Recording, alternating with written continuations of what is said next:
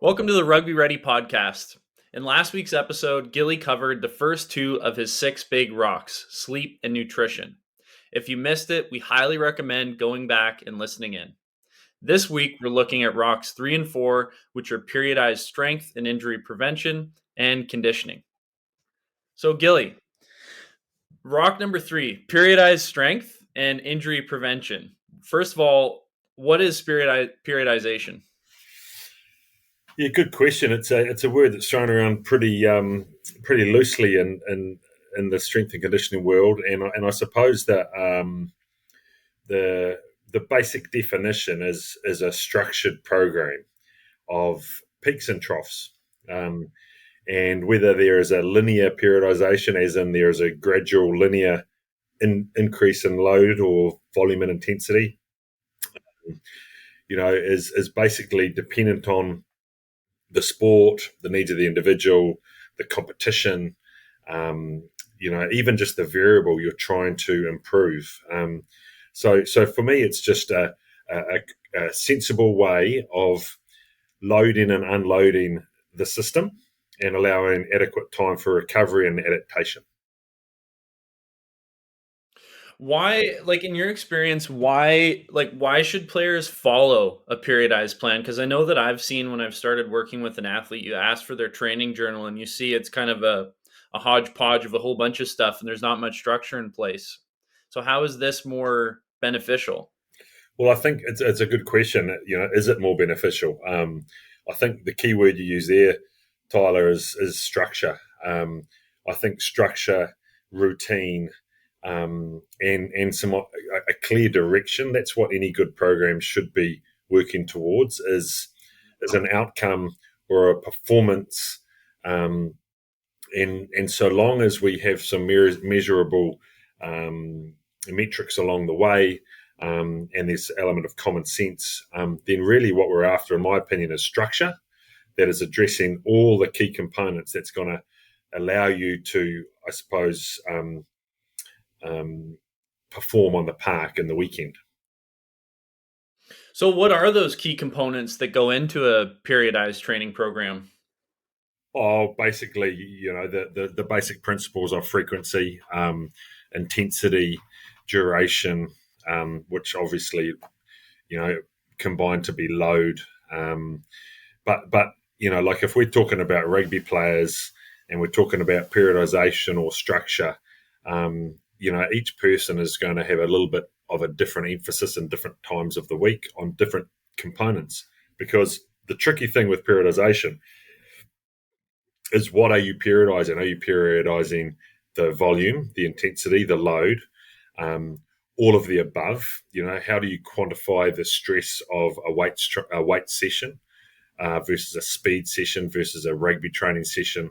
Do you periodize collision load? What are we actually periodizing? So I think it's actually very complicated, but like anything, keeping it simple is by far the most effective long-term approach. So really, for me, in my role and through my experiences, I sort of look at a lot of the stuff we do is about time on feet, with the volume of high intensity work within the week, how much time we're spending on actually becoming a better rugby player rather than just being a better physical specimen, and then how do we incorporate things like sleep, travel, how many minutes you played in the weekend. All those things get thrown in the pot, and really it's just a matter of trying to sit back and go, okay, so what's really important this week for me? If this is my routine, and if I'm in a heavy loaded week or I'm in a light week, how can I still be making sure I'm doing all the things I need to regularly to become a better player? It's really helpful. And just to circle back a little bit, for those who don't know, what is volume and intensity? Like, is intensity how hard you're pushing in the set, like how physically intense you are? Is it how the weights feel? How do you define those? Yeah, well, intensity, again, good question. And none of this is really, really simple, actually, Tyler, because, intensity in the gym is pretty easy. It's about, in my mind at least, it's how close you are to your maximum. So if we're talking about 100% or 1 RM load, then intensity is about a percentage of that typically, and then how many reps we're doing at that intensity. That brings into the volume component. But then if we talk about running, intensity is about, I suppose, the speed you're running or the effort of you that you're running is performed at, and for how long, and so a 3 second sprint or a maximal acceleration into a maximal deceleration versus just a basic skill session where you're never running faster than 50% maximal velocity. All those things are very different in terms of intensity, and so it's a matter of making sure that the training you're doing is about achieving some outcomes or some improvements that are going to allow you to attain your goals. So for me, if I was a rugby player right now, or when I was a rugby player, for me it's all about being the fittest guy in the park. So being able to repeat tasks at a high intensity, and be effective in those tasks. So I needed to be strong, and I needed to have some good muscle mass behind me. And so, really all I'm saying there is good anaerobic ability, good aerobic ability to recover and repeat, and obviously a good training ethic in the gym where I was strong and holding good muscle mass. And so then it was a matter of figuring out, well, how do I, or does an athlete like myself respond to different training stimulus, and what's too much, what's not enough, to be able to maintain or to make a gain. And every person has got different physiology and different genetics. So the program, if I gave you a program, Bucky, how you respond to it would be really different to how another person responds to it. Mm-hmm. And so the periodization comes into how you structure the key elements within the week for each person, and what they need based on their training age, their injury history, their I suppose their other life stresses. Because how you adapt and how you tolerate different loadings can be dramatically affected by your other activities you do in your life, whether that's working or not sleeping, or you're a young mum or dad and you're only getting 6 hours a night. All those things have to come into play when you're putting together the structure or this periodized plan. So with our Perform members in mind, they all follow based on their program track. We have programs available for them, and let's say we have two athletes following the same program. They now know they're going to be responding differently to that program. How do they know when it's time to make modifications? So say, for instance, you're in week 4, training is very intense, the volume's high, but they've had a crap sleep, they're having a stressful week. What do they do? Well, the thing that I like to recommend to athletes, and I do it with players I work with at the moment, is never try and catch up on a workout. So for example, if you're in week 4 and you've had a bad sleep and you're just absolutely exhausted, then you have to make a good decision. And it's not about being lazy, but make a good decision. Do you need to nail that training session today? That's a really hard session, even though you're actually not in a great state physically.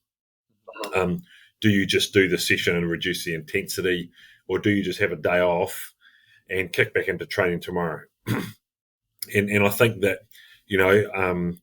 to make gains, to make improvements, for the body to adapt, consistency is key. And so I don't ever want anyone to miss a session. But if you need to for a specific reason, so be it. Don't try and catch up. Just come straight back into the program as per. And sometimes you'll find that day off, while you'll feel bad about it later, by missing that session, you'll be kicking yourself because I missed a session. Now I'm not going to be as good as I could have been. Sometimes you'll get huge benefits from actually making a good decision, and you'll feel way better the next day or the next week. So I think it's a matter of really just being smart, being committed, trying to get some consistency, but also not trying to flog a dead horse. And how do you measure then? So you have this in place, right? The player starts to understand how to modify their training based on the stress of life. How do they define success in their training? Is it based on the numbers, like if their squats going up, their bench press? Well, obviously, most of us love to see all those numbers going up, and I think if you're training really hard, numbers won't keep going up because you'll be building a level of fatigue, and so that's where the periodization or the easy weeks or the easy days come into play. Like some people might think, oh, this is an easy day today. I might push myself a bit harder than the program says, but often when we do that, we're not actually letting the program do the work, and we're not giving the body a chance to adapt. So I think it's really a matter of understanding when you want to be hitting improvements in your numbers versus expecting them every single day. Hmm. I think when most of us start training, we definitely make improvements really, really quickly, and every day you just the bars getting heavier every day. I'm running fast every day. You're running further, and in the same time, you're just seeing these improvements, and it becomes a little bit addictive, and you just love it. But you can't expect that all the time, especially as volume and intensity goes up. You then need to pull back a little bit, and the program should be unloading you for the body to really, I suppose, reflect its prior training that you've done over the last 4, 6, 8, 10 weeks. And does that then apply then to say off season, preseason, and the in season approach? Like when an athlete's in season, their focus should be on being prepared for a Saturday and not necessarily getting stronger. Oh, totally, totally. Like I think, if you're a strength athlete and all you're worried about is getting stronger, then your performance is within the training arena of the gym, and so you're trying to get stronger. And each session you've got it. There's a reason or a method to your trajectory of strength. But if you're wanting to be a better rugby player, like that's why I love the game so much, because so many you need to be good in so many areas physically. And not only do you need to be so good in so many areas physically, but you need to have amazing skill sets and amazing understanding of a very complicated game.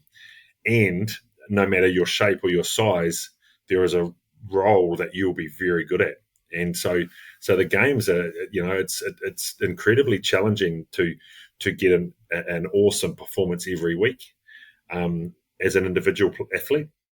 And so everything you're doing during the week should be about trying to be better on Saturday, and whether that's how you sleep, how you eat, how you lift in the gym. Are you strong enough? And therefore, you're trying to do is maintain strength. And so, all you're trying to do when you go into the gym is to stay strong and to keep lean mass. Maybe that's all you're doing in season. Maybe in season and games, you're feeling like the last 20 minutes you're fading a little bit. So then it's like within my week, then I need to put in a little bit of extra work at the front end to allow me to repeat tasks for 80 minutes, not just repeat tasks for 60 minutes. And so some of that comes out of a game because your performance is giving you a direction. And so you can't periodize for that. You can't plan for that because you haven't played the game yet. So you got to play the game, reflect on the performance. Okay, where am I feeling good? Where am I not feeling good? Am I getting dominated in the collision? Why am I getting dominated? Is it because my body height is too high, or is it because I'm weak? And everyone will say it's because I'm weak or I'm too small. But actually, there's a lot of small, weak rugby players out there that are very good in the contact area because their body height is better. So I think understanding the intricate details of the performance on the field is really where putting a program together comes into play. So there's really no perfect approach then. It's a case by case. I like that. Oh, absolutely. And I don't know many sports where case by case isn't actually how you get success, because we're complicated organisms, us humans, and we got a lot of stuff going on in our own lives, and the body's going to respond in so many different ways based on who you and I are. Absolutely. Now let's switch gears a little bit, and so sticking with this big rock, talk about prehab. So first of all, in order to understand like what to prehab for, I guess we got to build backwards and understand what the most common rugby related injuries are. Yeah, prehab's interesting, isn't it? Like there was a phrase thrown around a long time ago. I don't use that phrase anymore, but it's pretty common, and it's meant to be the um, it's meant to come before rehabilitation. So you're trying to prevent an injury, and so you're trying to address, I call them modifiable risk factors, is the first thing, which is, as you said, Bucky, what are common injuries in rugby union, and typically calf strains are common, hamstring strains are common. So calf strains in our big athletes that are pushing, hamstring strains in our running athletes, such as the backs, or the athletes that are getting over the ball in a jackal position. We have concussion is quite common, and so having a strong, stiff neck is important. Shoulders. The shoulders are where we make all our tackles and have all our hits, and it's a very shallow ball and socket joint. So having armour around the shoulder is really important. And obviously they're the key, I suppose, muscular focuses. And then we've got the joint focuses. Unstable ankles. Ankle strains are common. Knee injuries are common. And they're probably the 5 or 6 key areas that are always front of mind for me. So when it comes to prevention, like something that I found crazy, like looking back in time, there was a player called Brian Lima, the chiropractor was his nickname because he hit so hard. And I'm just using this guy as an example. You looked at his traps, the muscles like on either side of his neck, and they were huge. He looked like a bodybuilder. Because an athlete has big muscles, like visibly large muscles, does that necessarily mean they're at a lower risk of injury? Well, it depends on how you're made. Because some people have, we've got a player at the moment that's just done his 3rd ACL, and he's just very prone to ACLs by the sounds of it. His knees are made a certain way. Brian Lima, the chiropractor, he had massive traps, and it probably did allow him to come off better than the people he hit because he had so much muscle around his shoulders, So, and that's what I was saying about the armor around the shoulders. If you've got a ball and socket joint and that's your shoulder there, and there's no muscle around it, then the chances of that humerus popping out of that socket is very high. But if that's surrounded by bulk muscle that's stiff and tight around that shoulder girdle, or shoulder capsule, then chances of that bone popping out or dislocating is lower. So I think the short answer to your answer, yes, Brian Lima probably was less prone to shoulders than the people he hit. But it doesn't mean that having big traps is the answer, because everyone's going to be different and how that shoulder functions. And, like some people have really lax joints, really loose joints, so things can pop out and pop back in really easily, and it's not a problem. And lots of people have that with fingers, and some people roll ankles really easily, but they never swell because there's never damage done. They've just got a loose ankle. So I think the key thing is identifying the risk factors, which I touched on. But then the thing I didn't touch on is actually your injury history is massively important, because past injury is the best predictor of future injury. And so, if you have severely or had a major ankle injury, and you've got an ankle that's, it's not very healthy because it's weak, because some tendons or ligaments have been loosened, then for the rest of your athletic career, you need to be making sure you keep that ankle strong and stable by constantly rehabilitating it. Because if you don't, the ankle might be okay, but you might then start landing funny when you're running and overload a knee, which then turns into a tendonitis through the back of the knee, which then, because you're having to favour that knee, you then start loading the other side of your body and you strain a calf muscle. And so it's simply because I didn't look after that other ankle. So I think the key thing is making sure that any previous injuries you've had, you're constantly keeping them healthy, because they were they were in your past and they were a problem, and they could be a problem if you don't keep on top of them. So it just comes back to what we said earlier then about periodization is it's totally individualized what you do for mitigating the risk of injury. Totally. Like if you've got prior ankle issues, then part of your program, part of your structure is ankle. If you've got a history of doing calf muscles, well, unfortunately, you're going to have to keep your calf strong for the rest of your life. If you've had a shoulder reconstruction, then you just because you've had an operation doesn't mean that shoulder or your other shoulder are no longer prone to injury. You need to keep that shoulder healthy by constantly keeping it strong and doing your rehab.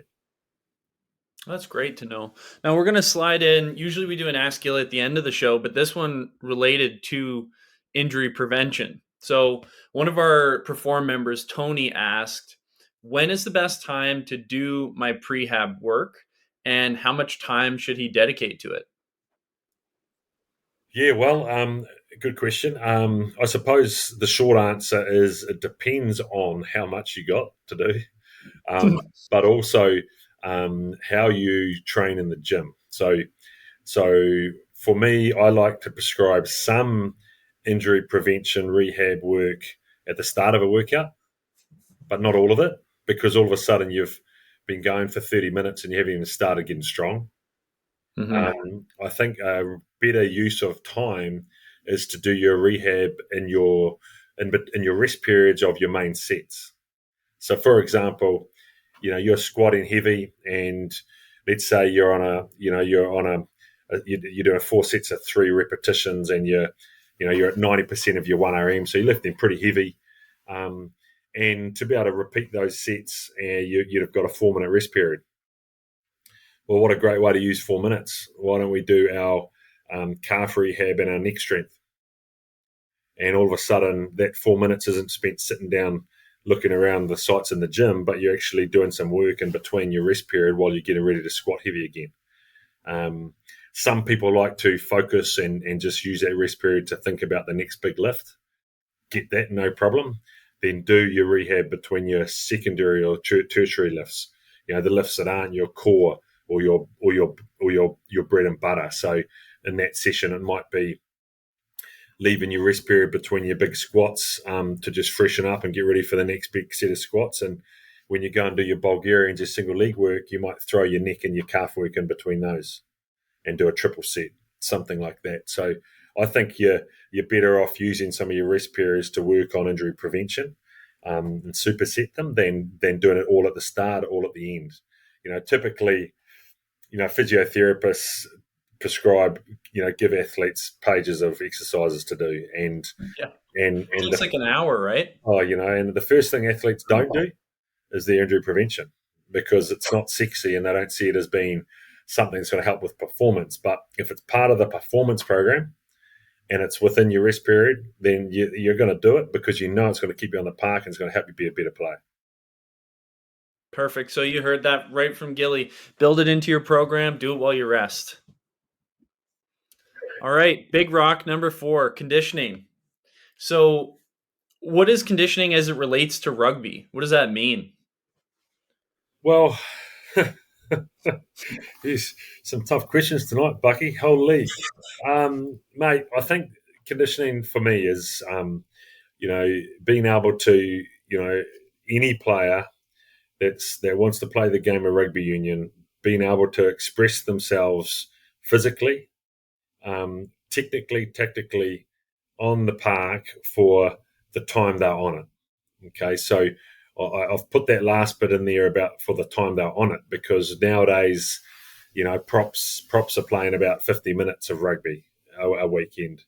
Gone are the days of props playing 80. Doesn't happen very often anymore, at least not international level. And so, basically every person on the field has a job to do.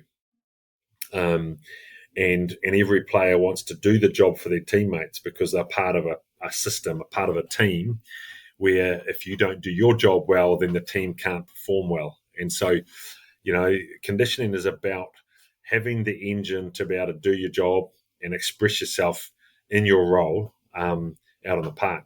And so for everyone or every position, that's slightly different. conditioning it for a prop is about being able to scrummage effectively, nail your set piece, and then move quickly to your next role. Repeat the next task effectively, get to your feet, move to the position for your next role or job or task. And so, it's about being able to nail your task and then being able to get in the position to do another task. And that's what I meant earlier about repeated efforts. It's about repeated efforts, but those efforts are different for different people on the field. A repeated effort for a back is often running fast with a short rest and running fast again for varying distances, 5, 10, 20, 50, 60, 80 meters. And so conditioning is about, for that athlete, that running athlete, is actually about high-speed running and repeat efforts of high-speed running. They might only make 5 tackles. So that collision fitness and that being able to repeat the collision or repeat the tackle is different to a prop who has to scrummage, clean rucks, carry ball, tackle. So conditioning is about figuring out the key role on the field for that person, for that player, for that position, and then understanding how we can build the engine to repeat tasks or repeat efforts. So where does aerobic conditioning fit into the mix? Because I can't tell you, and I used to do it too. Like how many athletes I see, you ask them, well, what are you doing? What are you doing right now for your conditioning? Well, twice a week I run 5Ks flat out. Right. So what does effective aerobic conditioning look like so these athletes can do these jobs and recover in between the efforts? Yeah, so a good question because, not many rugby players run 5K on the field flat out. Mm-hmm. So it's pretty non-specific, right? But I understand the need to have an aerobic system or an aerobic engine to help you recover, and you need that as a base fitness. But that would be something I'd be doing in the off season, the pre-season, and the competition season. It should be about more high intensity repeated efforts.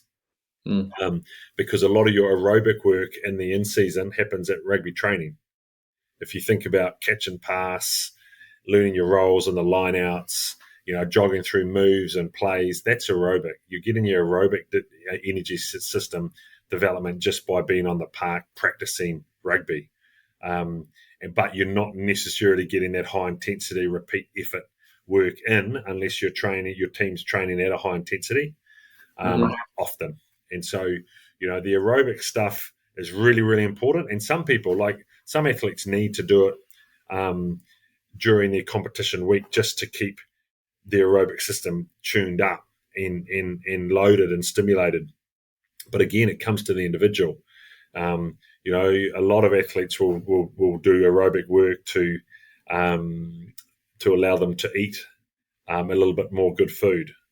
And the only way they can eat good food is if they stay on the bike to try and burn some calories, right? So often people will be doing some aerobic work because they're not doing things right in other areas of their life. So, but there is a difference between aerobic and anaerobic, obviously, and it's just intensity that's different. I know that some athletes, if I've got some running athletes that aren't recovering very quickly between repeat efforts, then I might prescribe some longer aerobic efforts to try and build some aerobic base to allow them to recover quicker. Sometimes that works, sometimes it doesn't. So then if it doesn't work, then I might try actually doing some repeated efforts with some longer rest. So we're actually truly looking at speed endurance. So there's different ways of trying to address different things, but the aerobic system and the anaerobic system, generally most players out on the park are working anaerobically. It's an intense game with repeat tasks, and heart rates reflect that. Heart rates are through the roof for most rugby players for 80 minutes. How do you measure the effectiveness of your conditioning training? Does that look like, every 4 weeks you test your Bronco time? Like, what do you do? Well, if I was involved in a long preseason and an off season, I'd be probably assessing some of those numbers. Every 4 weeks, 6 weeks, depending on the length of your off season, preseason, and then in season.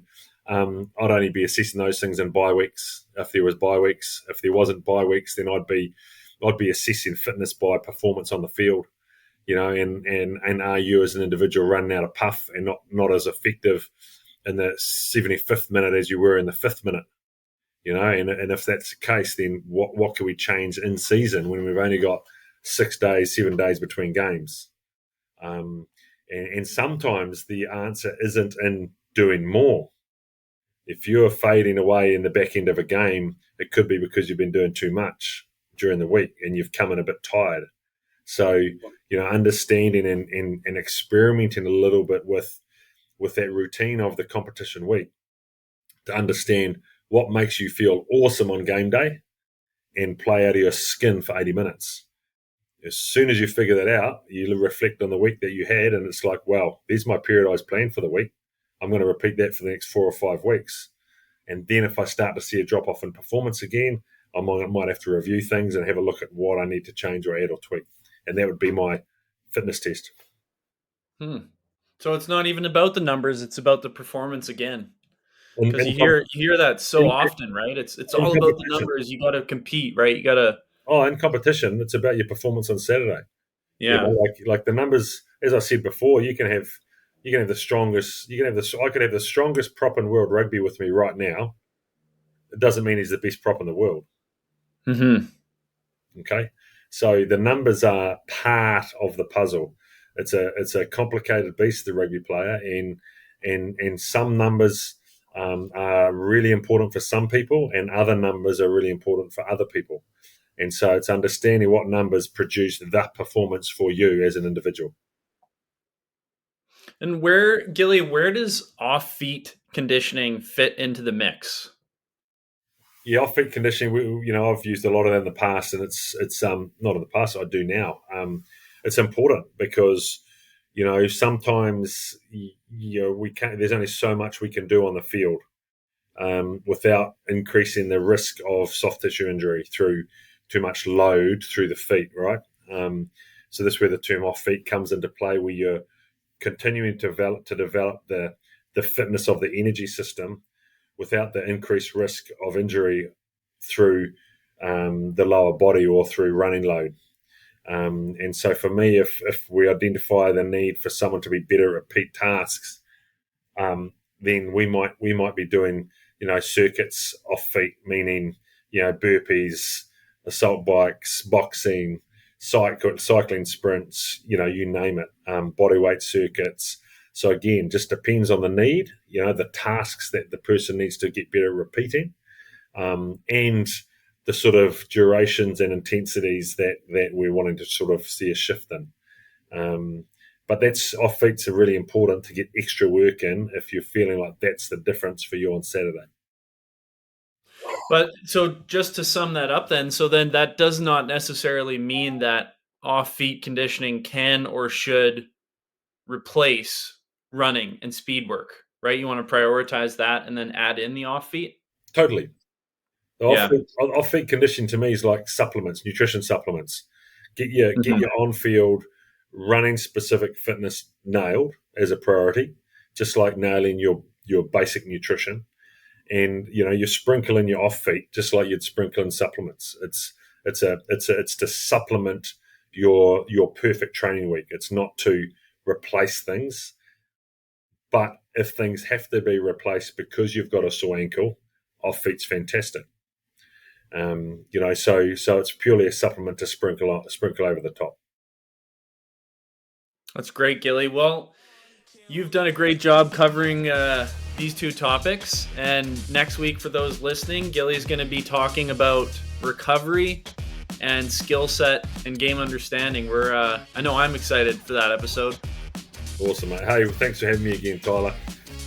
It's a dark, rainy, stormy night here in Wales. So thanks for having me again, and we'll see you next week, eh? You bet. Take care. Cheers, brother. Thank you.